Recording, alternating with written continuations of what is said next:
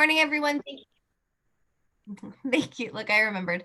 Thank you for joining us today for our holiday online storefront, getting ready for the holiday business webinar with WSI NextGen Marketing. We're very excited to have Andreas and Tim with us today. So I will go ahead and let them get started. Feel free to type any questions you have into the chat, and Tim will be looking at those, and then we'll stop for questions throughout the presentation, then have time at the end for Q&A as well. Andreas, take it away. Okay, good morning, everyone. Thanks to the Yountville Chamber of Commerce for organizing this webinar series, and thanks for having us. The session will be recorded, so everyone can look at this later, and we're also going to share the slides. So I think Jessica will send up a follow-up email. So let's get started. Very briefly, an introduction about ourselves. I'm going to really do it super quick. We are based in Napa, digital marketing agency. We consider ourselves as a full-service digital marketing agency, delivering websites, lead generation like search engines, advertising, social media. And we are very proud of many awards that we won in the website area. We're actually running for one additional award this year, so hopefully we have some good news pretty soon. What we do, and this is kind of, I want to focus also some of the areas we discussed today. So we help our clients with their online presence. We build custom websites or DTC solutions, to speak in the wine language. So stores, integrated stores, very important for the holiday business. So we're definitely going to cover this area today.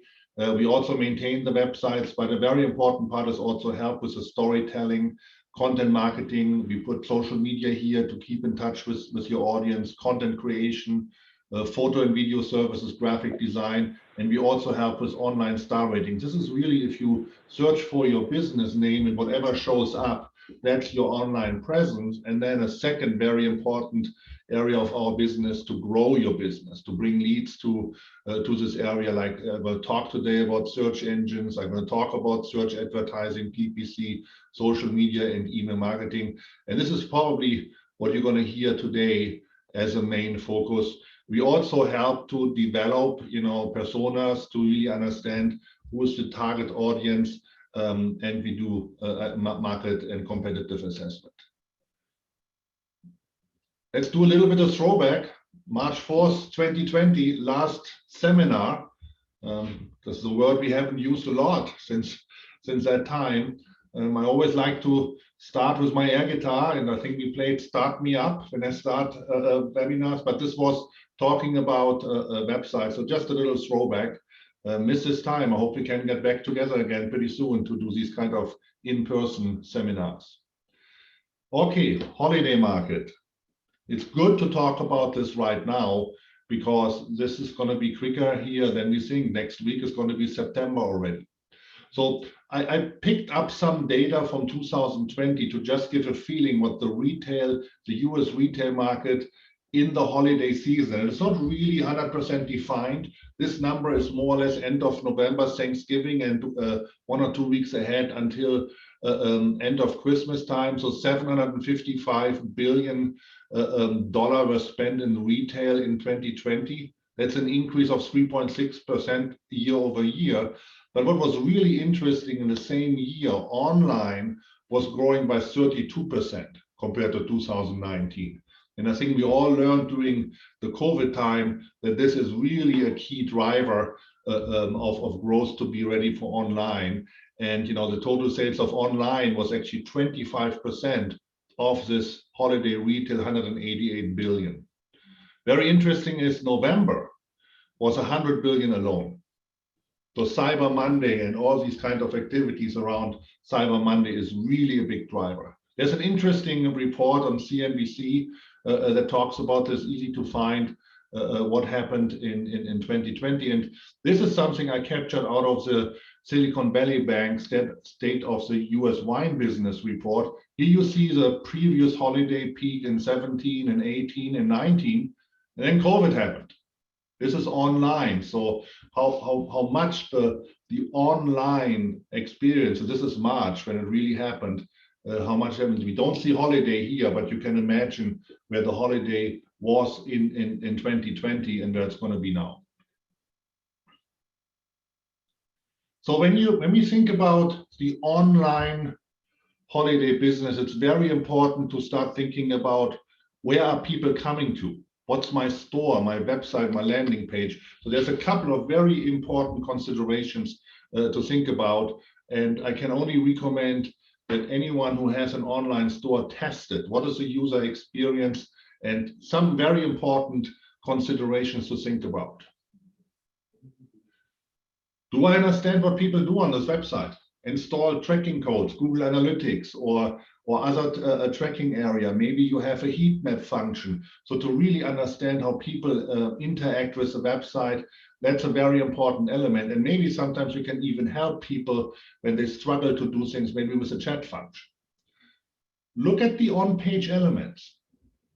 Is my page confusing? Is it easy? Is it easy to find the next step? So optimize the on-page elements. It's a very important element to make it easy for people to make the right decisions.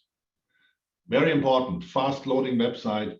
And I'm going to talk about this in a few minutes about how important this is now, as it has become a part of the Google search algorithm.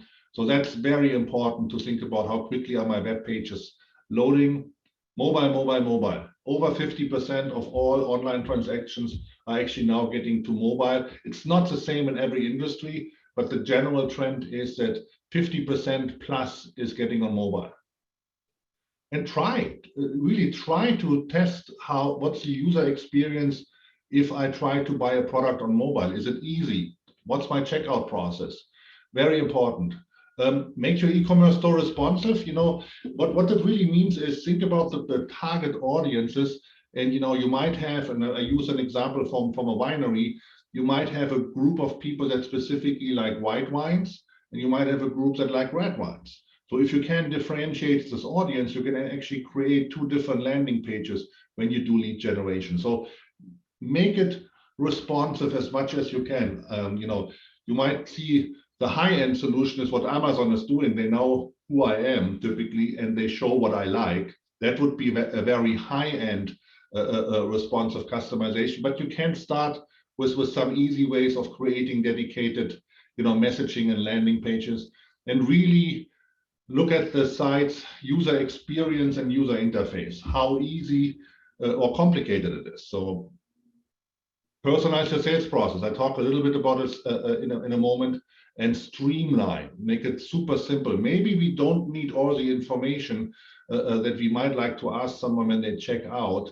A lot of credit card companies only require the number, the date, and the zip code. So we might not need to have the whole address at that time. What happens when people click on the link? Let's say you have an advertising campaign running and people click on the link. We don't want to have this and nothing happens. 1 second, 2 seconds, 3 seconds, 4 seconds. 68% of users, and this is statistics from Google, are gone at that time and will never return. On mobile, it's even worse. That's why your page load time, your reaction, nobody is waiting anymore. So that's a very important consideration, and something that potentially is very simple to address by keeping the technology up to date, considering hostings and these kind of things. So that's a very tested. What is the user experience when I click on the link? How long does it take? What do I want people when they get to the landing page? I just put a couple of things. The call to action. Think about people. It was in 5 to 7 seconds, they're going to make the next click. You want to make sure that people find areas, what is the next step, and we can guide them. So think about the journey of someone coming to your website or to your store page.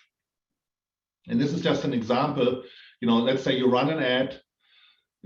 This is an old ad that we had about a website. You click, you get to a landing page, and there's actually 3 questions you ask yourself. Am I in the right page when the website is opening? How do I feel about this?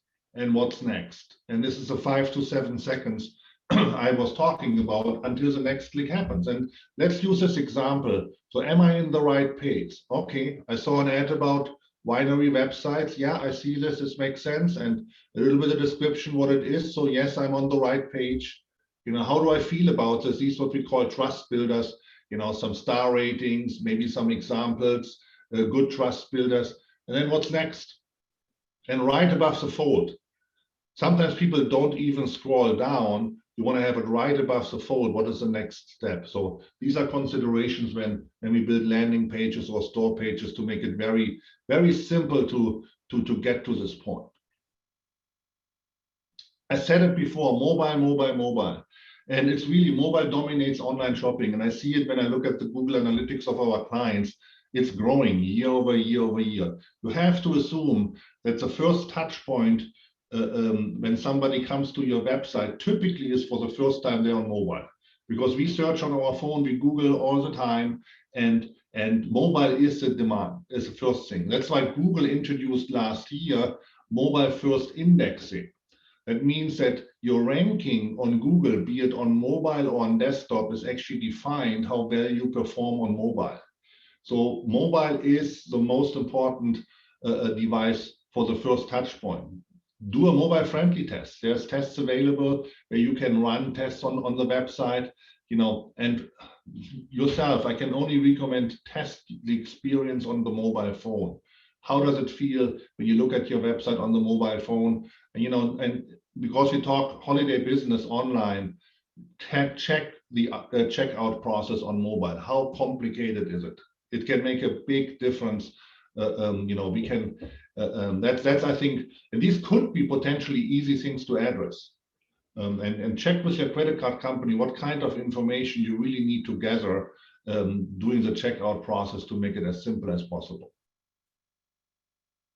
And this is what is also very important when people are going into the checkout process. How is my shopping cart design? How easy it is for me to change maybe a product, add something or delete something? How easy can I get more information, product information or shipping information, these kind of things? Sometimes it's actually really good to have a chat function on your website that people can quickly chat and say, I live in wherever and I have a couple of questions, can you make sure? Or a very easy call. Have your phone number available that people can easily connect with you. You don't want to lose people in some of the questions that you could easily answer. And I said, how complicated is the whole checkout? How many different steps do I have to go through to get a transaction? How nicely is my cart displaying the content? And one other hint is, and you hear it later, you might lose some people doing this checkout process, but you still know that they have filled the cart, and you can use what we call cart abandonment ads or emails to follow up with people. And these cart abandonment ads or emails that bring people back, sometimes with exactly what they had in their cart, they actually very highly converting tactics that people, oh yeah, I wanted to buy this as a Christmas present, bringing people back. Let's quickly think about the buyer's journey. Someone has an idea. What are they doing? They typically Google or Bing. And this is an example. I used this before. This was Jill. It's an example. It's actually from Google. Sync with Google is always a good thing. She was looking for some cosmetic products, but you see, she had 125 different touch points, starting more general, asking questions about specific makeups, and then going more and more into details. And the more she goes down to in her journey, the more specific, now she's actually asking questions, awarding a brand, and then she looks at the location. So this customer journey from more general learning about something, I have an idea, down to selecting the store locations, she needed 125 touch points. Might be a little bit extreme, but we do this a lot. And we have to assume that 80% of the customer journey before they go to a store, before they're going to pick up the phone, is online. And we talk about online business, now it's actually 100%. So anything that's out there during this journey has an influence on the decision.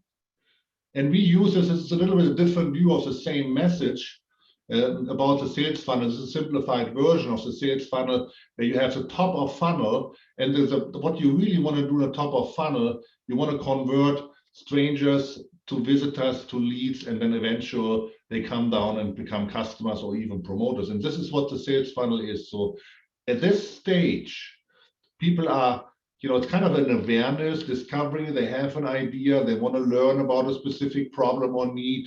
They want to get educated. They're looking at content that helps them to really get from the idea more specific. While in the middle of the funnel, people are becoming more qualified. They want to go deeper into a topic. They want to understand more.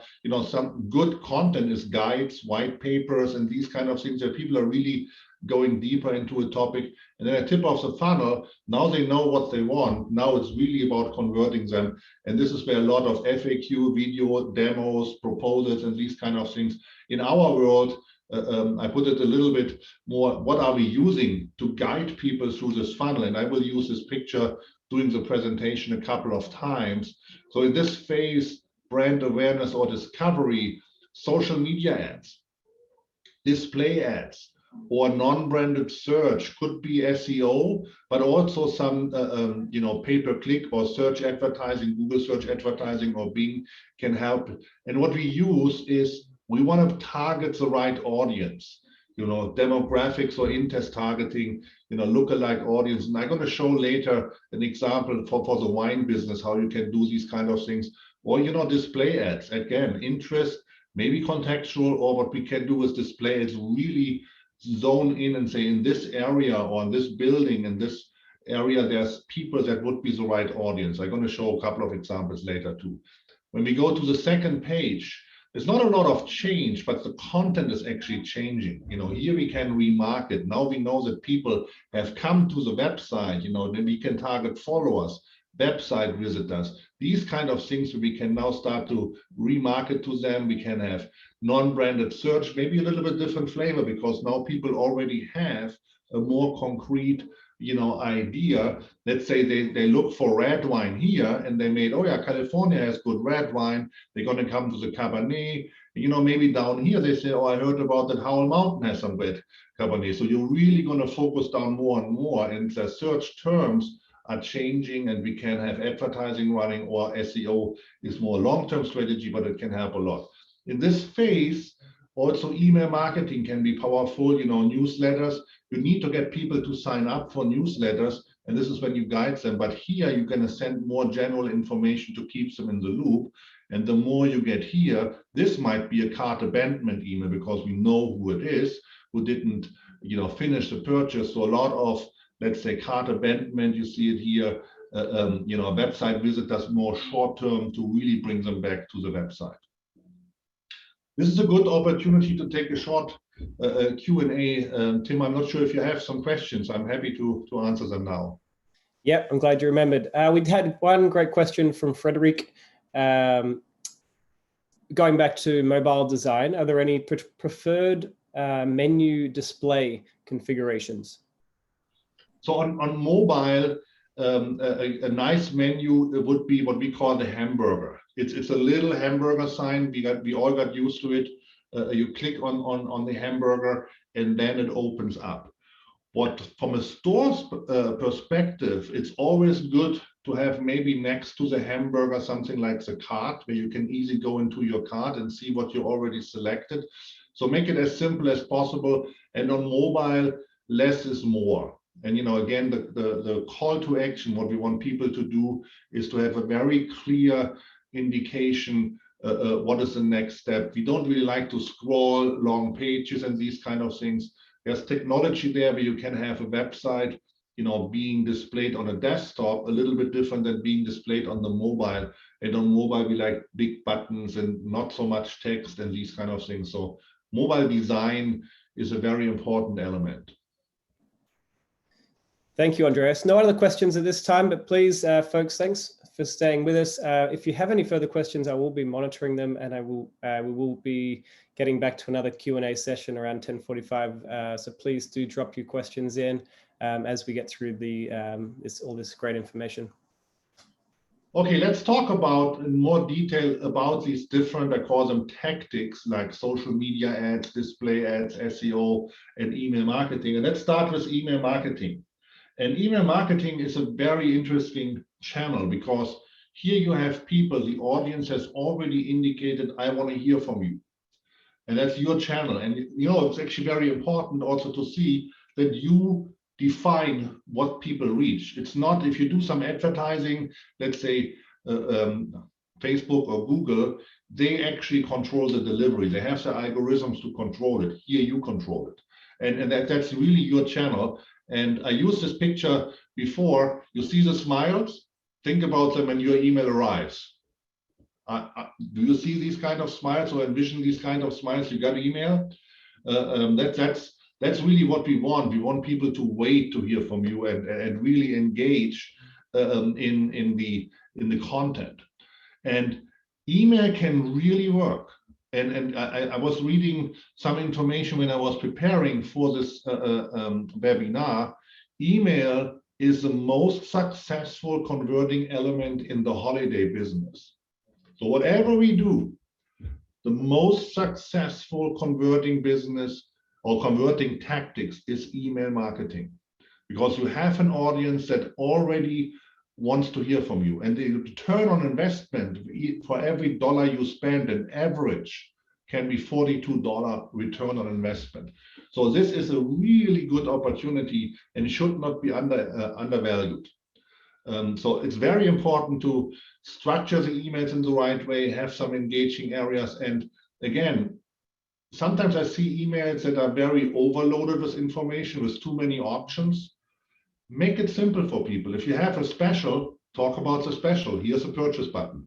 So this is, very can be a very successful area. And what really makes an email successful is, the copy, consistent with your voice, the images, optimized for all devices. And one thing to know, and this is actually here, 55% of all emails are opened on mobile. Again, check the emails on mobile, how they look on mobile. That's the first engagement. That's the first time you got the email coming in. Oh yeah, let's see what is the special. Oh yeah, that's interesting. And people click. They don't want to read long emails on the mobile phone. So really important to think about mobile. Call to action. Very easy, and don't make too many call to actions. If you want to sell something for holiday, there's one call to action. Push and get to the store. So very important to think about the structure. Timing. During COVID, this was a little bit up and down, but it's still Tuesday at 11 a.m. It's not Monday, it's not Friday, it's Tuesday. That's when people typically, you come back from the weekend, Monday is catching up, Tuesday just before lunch. It's the best time. We are back to this area. Personalization. It's if you have the capability in your email marketing system to make the email more personal by adding the name, it's a very simple one, but maybe even to add a little bit more what you have learned about this person. And there's marketing automation solutions available that understand more about the customer journey and more about what this person is looking for, that you might be able to customize a few elements. If someone is a white wine lover, they don't want to see ads for red wine, or vice versa. So the more you know about the segmentation, the better you can personalize emails. And your subject line is actually one of the most important things to make people to open the email. So really make it interesting. And you might have seen you can also get some symbols now into the subject line. So that's a very important area. Quickly about search engine optimization, and I'm only going to do it very quick because search engine optimization is a long-term strategy. It's highly converting if it works, but you need a couple of months to really get into some good positions. So if you don't feel that you have a good search engine ranking right now, it's probably will not impact your holiday business too much if you start now, because it takes some time. I typically say it's 6 months to 12 months to really get an impact. It's going to be long lasting. That's why I don't want to talk too much about search engine optimization. If you have a good position and you want to add keywords, absolutely not too late. But starting a brand new, fresh campaign to make a difference in holiday business is probably a little bit too late. And where is SEO happening? Right here, when people want to learn about something, they look at content, they want to learn about the topics, they're looking for Christmas presents, great Christmas presents. That's the searches where people are on top of the funnel. And then if they go more down and learn more, that's where SEO really makes sense. Now I know that I want to have a corporate gift around wine. Now I'm becoming much more specific.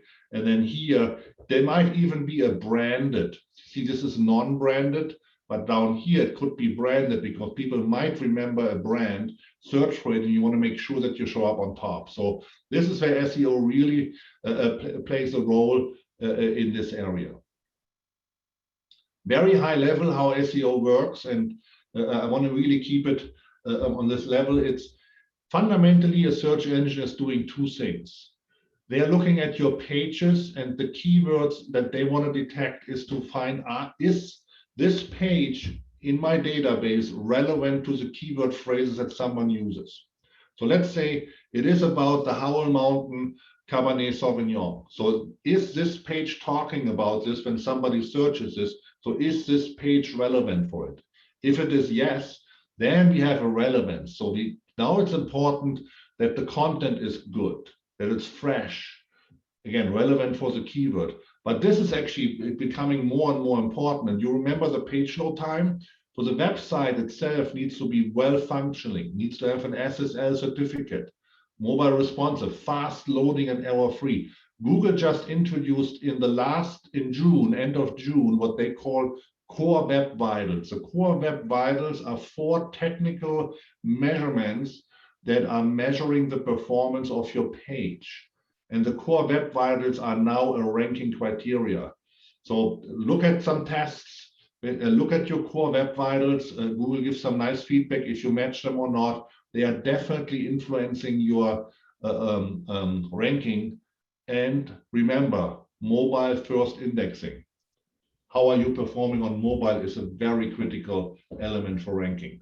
And all the history, what's the authority of the website. So this is where you create relevance. Now that you're relevant, now popularity is defining where you rank. Popularity, high level, is how many people clicked on the link, how much time people spent on the page, your bounce rate influencing it, how many incoming links do we have from other websites, an indication it's a popular page, how many social media signals. These are things that we can influence in the SEO campaigns. But as I said, SEO takes a little bit of time. It's a great long-lasting and long-term lead generation strategy, but it takes a little bit of time to get to top rankings. Let's talk more about advertising, because advertising, I think, is the opportunity to generate short-term leads. And advertising has a lot of places along the customer journey. So, and I want to discuss 3 different flavors of advertising. Social media advertising, specifically Facebook, Instagram, display advertising. You can do it with Google display advertising, but there's also other methods. Google has the biggest advertising network, so I talk a little bit about that. And then pay-per-click or search engine marketing, that is Google search advertising. And we will look at these areas and give you a couple of examples. So if you do advertising, there's a couple of key performance indicators you want to look at. How many people do I reach? That's the reach. How many impressions? Because my ad might show up several times. If you look at Facebook advertising statistic, you always differentiate between impressions and reach. What is my cost per 1,000 impressions? So CPM, cost per 1,000 impressions. How much money do I have to pay that my ad shows up 1,000 times? Clicks and click-through rate, very important. And this is a little bit an example what you can expect in search for different industries. What is my click-through rate? So let's say your ad shows up 100 times, and this is the example for arts and entertainment, 5.86 clicks in average. If I look at travel and tourism, it's actually 7.8. So this is just to give you a feeling how well is my search advertising performing. 7.8 click-through rate is industry standard. On display ads, so this is, for example, social media ads in the feed, or if you have a display ad, let's say you look at the Weather Channel app on your phone and you see a little ad showing up, it's much lower, but it's also much cheaper to do display advertising, so that the click-through rate is less, but the impressions is going to be very high. You need to reach a lot of impressions to do so. How much do I pay per click? And at the end, you want to know how much do I pay per acquisition. You can measure. You remember at the beginning I said, implement the analytics, that you can measure my store performance, and you can measure someone coming from advertising, how much money do I have to invest until I sell my product. Let's go into social media advertising. Again, has a place actually in all three areas. This is more demographic, interest-based targeting. We want to be in front with the first ad. We want to be in front of the right audience. Here in the middle, and specifically when we go down, we actually remarket. We're going to retarget people that we know, that they know our brand, they have been interested. We can target followers on social media, people that ever engaged with a post with us, or website visitors, a really good target. So brand awareness brings people to the website, they become part of a retargeting audience, and now we use these because these people know the brand. It's much easier to position a product in front of someone who knows your brand than in front of a cold audience. This is where we're going to know someone has looked at my product pages several times. Someone has put products into the cart, but they didn't finish because it's browse or cart abandonment. So now we're going to have a very specific ad coming back from us that you looked a lot to this wine. Here is an ad coming back. You're probably, and this is a warning for holiday business, Amazon, you probably heard about them. They have a lot of products and people search for a lot of things for Christmas business. Don't be surprised if your products show up in the social media feed, whoever the present is for, because you are targeted by your IP address. And this is how it works. So if you're in a household and you search for Christmas presents for your spouse or for the kids, they might see in their social media feed what you're looking at. So just a warning, this is how it works. Let's a quick example for wineries. So we use, the brand awareness stage. We use what we call a lookalike audience. We are very specifically focusing on the 2-hour driving distance for Napa. Wine lovers is interest-based targeting, a very powerful audience. We can target Napa Valley visitors to really make them aware about the brand. A lot of these ads are currently tasting room ads and, positioning the brand in front of new people so that they become part of a retargeting audience. And then we can go after social media followers, website visitors, and maybe become a little bit more concrete. Here the content is fun and info. The call to action is learn more. It might be still learn more, but we are becoming a little bit more concrete with some specials, with some events. So having more concrete offers in front of these people. And in a third area, we're going to retarget people that have already selected something, went deeper into to go here. This is a big audience, medium-sized audience, very small audience. So if you think about the cost per ad, per impression, or the cost per click is much smaller here than here, but you need to create this brand awareness. You need to get the people into this funnel that they go through it. Display advertising. Oops, sorry. These are these kind of ads that you're going to see, when you read a blog, when you look at the mobile app. Mobile is very important. This size of the ad, 320 by 50, is the most used and most successful advertising size. And if you use some of the mobile apps, that's where they show up. These size of ads are more in blogs, people reading a blog and you see something showing up. These are more website related ads, but you want to create the ads in the sizes that they can show up. And they show up on the smart TV too. You know, if you watch TV on one of these online services, they show up. Again, same kind of area. Display ads are playing a very important role in the awareness top of the funnel. They are very interesting for remarketing and retargeting. One thing that you can do in the brand and in the awareness phase, you can geofence as a word, or we call it hyper local. You can really target where your ad is shown in a very small area that you define. It could be down to the size of a building or a conference center. You know, in this area right now, there's lots of people that could be interested in my special that I have for holiday. So you can, we call it hyper local, very, very small, defined where the ad is showing up. And as I said, down to the building level. This is where contextual, you know, people may be looking for holiday gift ideas. And, you know, if there is a specific word, and I used wine tasting here as an example, in a blog, that's an ideal spot where your ad might want to show up, because you know these people are interested in this content. I want to get my ads there. Retargeting website visitors, you know, if someone comes to your website, you know, they look at your website, they get some cookies. And then when they go to another website and this cookie is on your device, your ad will show up. So this is a very successful retargeting method. There's a lot of privacy things going on in this area right now, so to maybe avoid these kind of things. But fundamentally, there's a very effective area of addressing and retargeting people. Search advertising, and then I'm going to come to the conclusion pretty soon, and then we can have question and answer. Search advertising, again, plays a lot of learning, discovery. That's where the PPC, pay-per-click, or Google advertising, Bing advertising really plays a lot of role in this area, more specific, but still non-branded.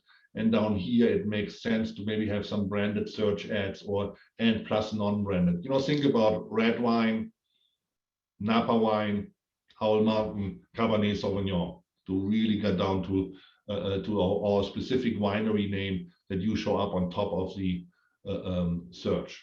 And think about it in mobile. Search advertising can actually be a way to get you on top of the search results screen, you know, even before SEO results, because people don't scroll down. It's over 50% of the clicks are happening on the first 3 positions on mobile. So that can be a very powerful way. That's why branded search makes a lot of sense. What search and you know, search advertising as a fast way brings you, searchers have an intent. You know, display advertising or even social media advertising, we are trying to be in front of the right audience because we believe that they are the right audience and they might engage. In search, people already have an intent. They look for something very specific. And I think this is a great opportunity. You remember the conversion rate, search versus display?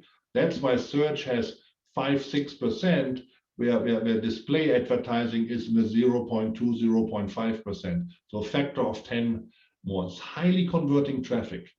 And you know, if you have a well-designed landing page, it's really highly converting. You know, if you have good SEO ranking or good advertising, you can have some really good conversions.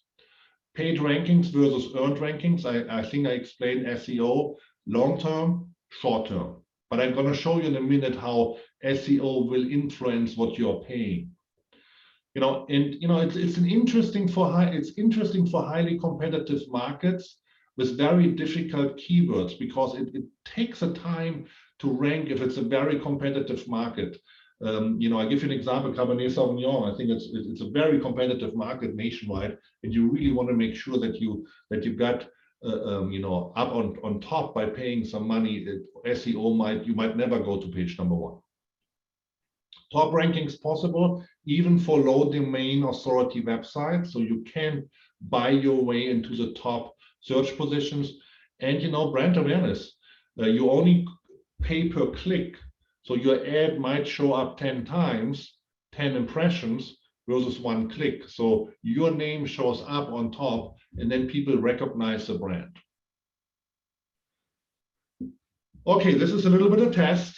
I have shown this before. So how does pay-per-click works, and how does Google, how are they doing it that they say I paid per click $1.61 or whatever it is?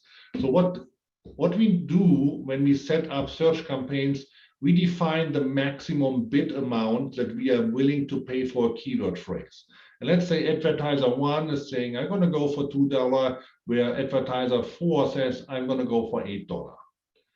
And then what is very important, this is an influence, but what's a very important area is actually the quality score. This is about your website.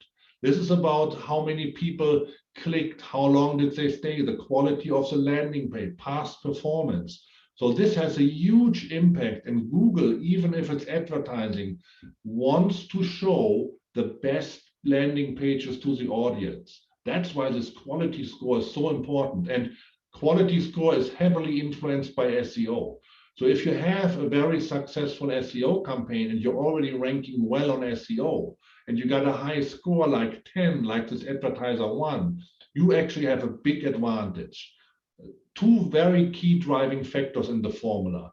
This defines your ad rank. You get points, and the higher the points, the higher you're going to rank.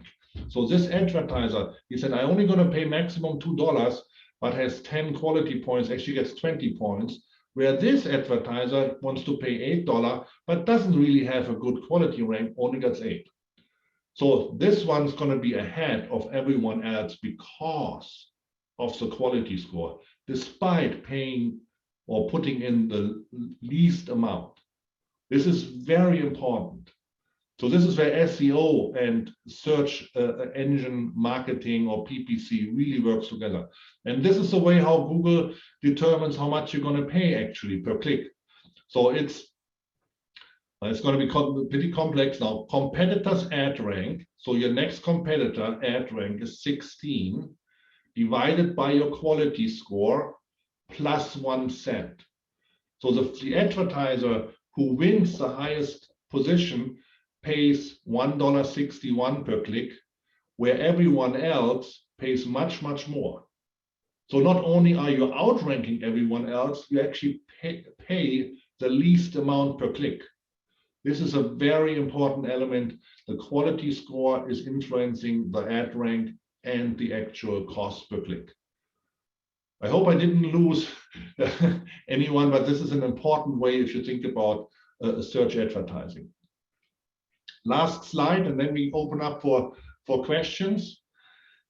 Couple of questions to consider when you're planning a successful holiday campaign, and I think it's a perfect time to talk about this right now. So what is my goal? What is my goal for a lead generation campaign?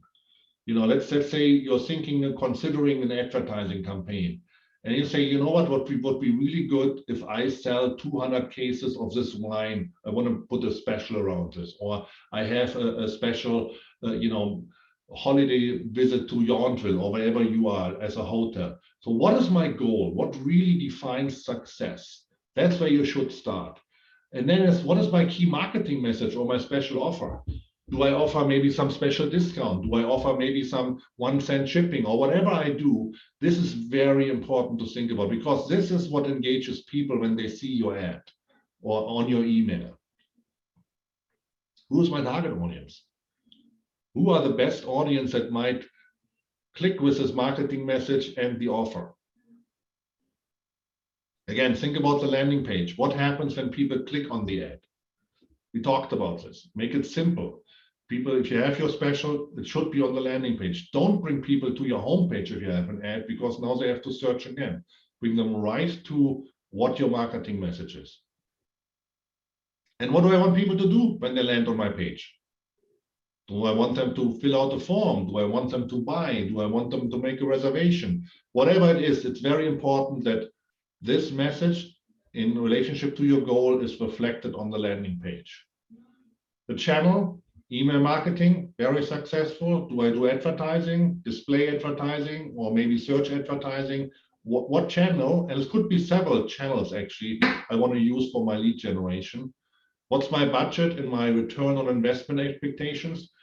When we discuss campaigns and I understand what is the goal, there are ways to calculate the budget for an advertising campaign and to give ROI expectations.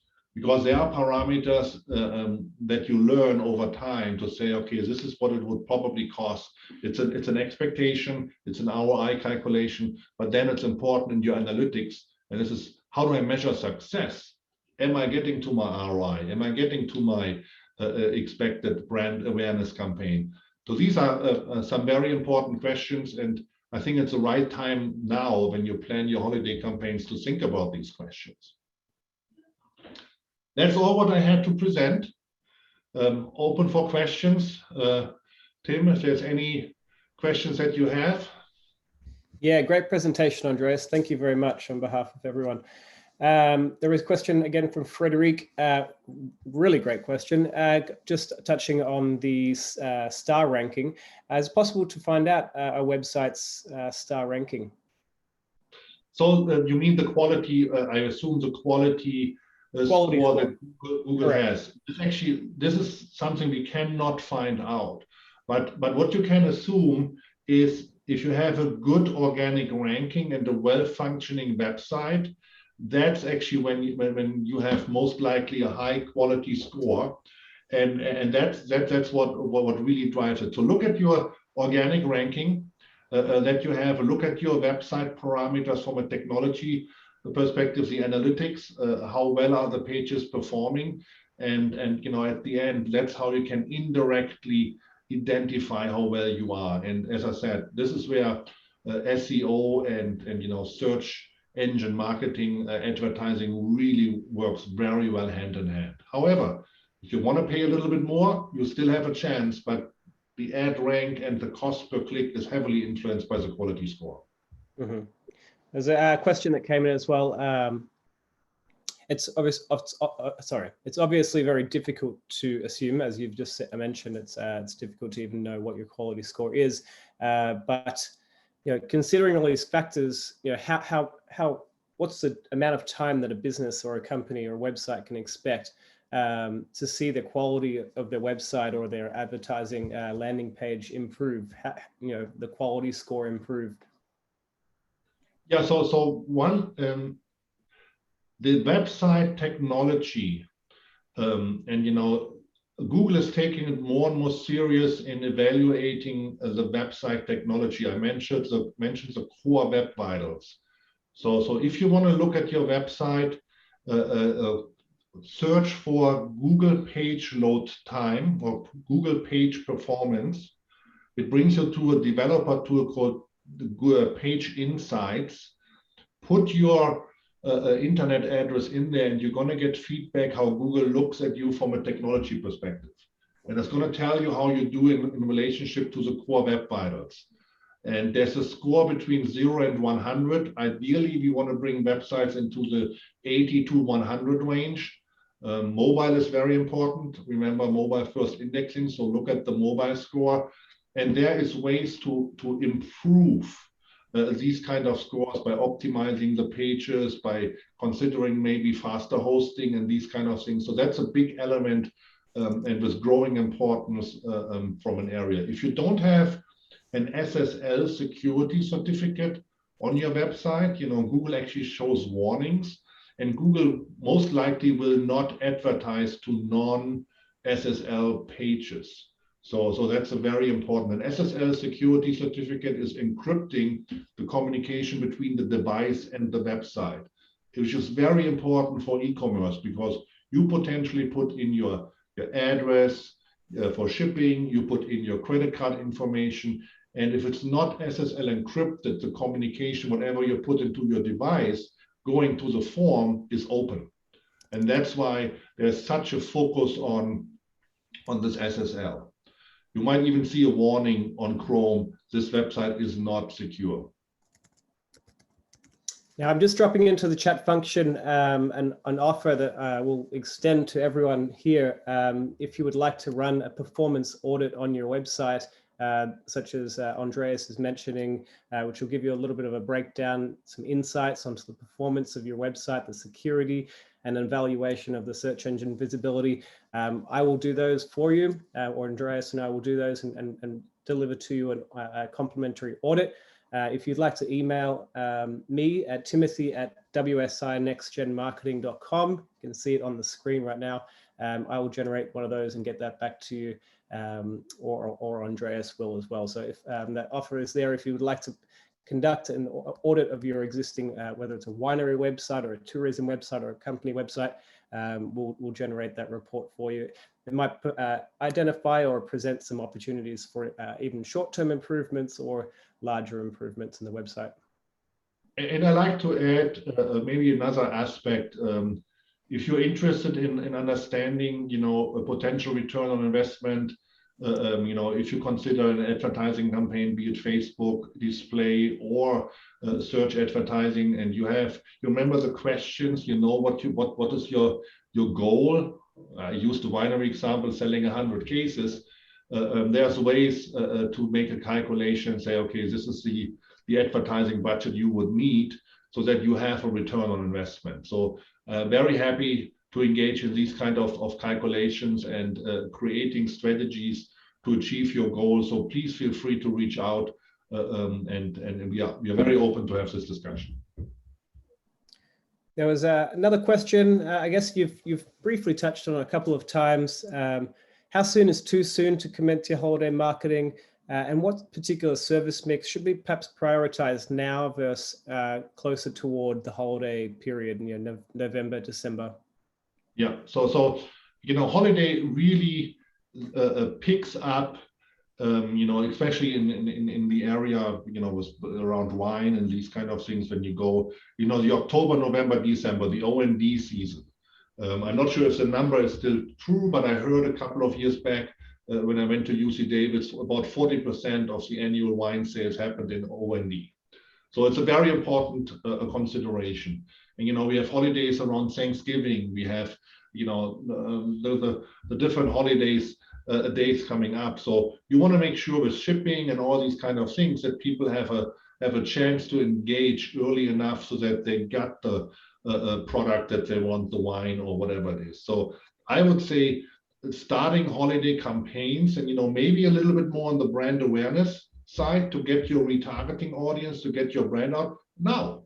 I would start now and would maybe have a mix of display ads and maybe some social media ads to get your name out, build this retargeting audience, and then when you have the retargeting audience, people that know your brand, then it's time to, I would say October, maybe late October when the season winds down to November, to really start the activity and get your specials out. I would say no later than mid of October to come out with some very concrete offers, and then have some retargeting campaigns that people that put something in the cart and address them.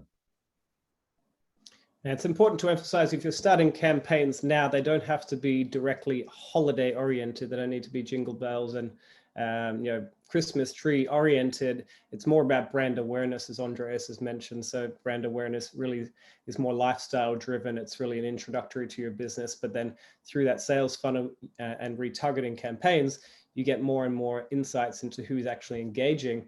And then toward November O&D season, you have a more targeted, bottom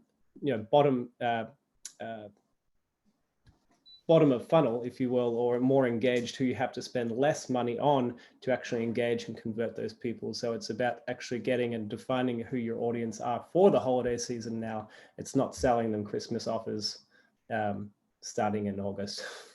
I would really recommend to think about, we are a tourist destination. People are coming in, thinking about the brand awareness, and it could be talking about a wine tasting, talking about an outdoor wine tasting, talking about, a great location for a family event as a restaurant, talking about this thing right now in some display or social media advertising to get your name out. if people engage right now, they become part of your retargeting audience. They know your brand. They have already seen it. Now you have the holiday special starting mid-October, beginning of November, whenever it's the right time to promote your special. So I think it's a good time to start now. And a great question from Richard. Is there a realistic minimum budget for a marketing campaign that includes social media ads, particularly for a small business? So yeah, what needs to happen, and you know, the way how you have to look at this is the number of impressions required. You remember I talked about the CPM, cost per 1,000 impressions. That's a very important indication, because you know you have to be in front of a lot of people to engage, get the brand out. So depending on how well known your brand is and how well known your target audience is defined, the cost per 1,000 impressions is typically somewhere between $10 and $20. $10 is more for known brands, $20 is more for people that are not so well known in front of their audience. So now you have an idea, how many dollars do I need to be in front of my target audience? And the better the target audience is defined, the more effective the advertising campaign will be. That has an influence. And then it's really about my offer that I have. When I have a good defined target audience, the cost per click, somebody clicking on your ad, and the click-through rate, you remember the benchmarks that I showed, 5 to 10% click-through rate. So let's say you're in front of 1,000 people with your ad, it's a search ad, and you have a 10% click rate. Now you're getting 100 people coming to your landing page. And now it's really important how good your landing page performs. The industry, let's say, benchmark is somewhere in the 5 to 10% of visitors. The typical website conversion average is about 2%. Let's say you get 100 visitors and you have 2 people that convert and become a customer. That's the average. That's why optimizing your landing page is so important. Just think about it. You got 100 people coming to your website. You have a 2% conversion rate, you got 2 clients. If you have a 5% conversion rate, you got 5 clients. That's more than double to the standard. So what is a lot of times underestimated from a success is the landing page performance. That's why I talked about it at the beginning. You can spend thousands of dollars of bringing people to your landing page, but if it's not converting, the business success is in question. So this really works hand in hand. But I can make some calculations. I gave you some parameters high level to get you a feeling. But at the end, the problem is not getting people to the website. What really makes a difference is people to convert. Have a website, we call it conversion rate optimization, CRO in marketing terms, but that's what makes a big difference. Make it simple in the checkout process. Thank you, Andreas. We are right at 11 o'clock. So we're going to have to go ahead and respect everybody's time. I know we could probably keep talking about this for another hour. I highly suggest that you take up the offer from Tim and Andreas, and I'll put their contact information in the email that will go out later today. Our next webinar, and it'll be our last one for 2021, is on September 23rd at 10 a.m. and is hosted by Upper Valley Waste and Recycling, and they'll be talking about the new composting rules that go into effect in 2022. We also have our next mixer, which is at North Block Hotel and Restaurant on September 15th, and then our all-member meeting on September 22nd at 10 a.m. via Zoom. So hopefully we'll see all of you at one or all of those events, and I will send out the recording and the slide deck later this afternoon. So thank you everyone for attending, and thank you Andreas and Timothy for always being willing to share your expertise with our membership. We really appreciate it. Thanks for having us. Have a great day. Thank you. Bye. Thank you everyone.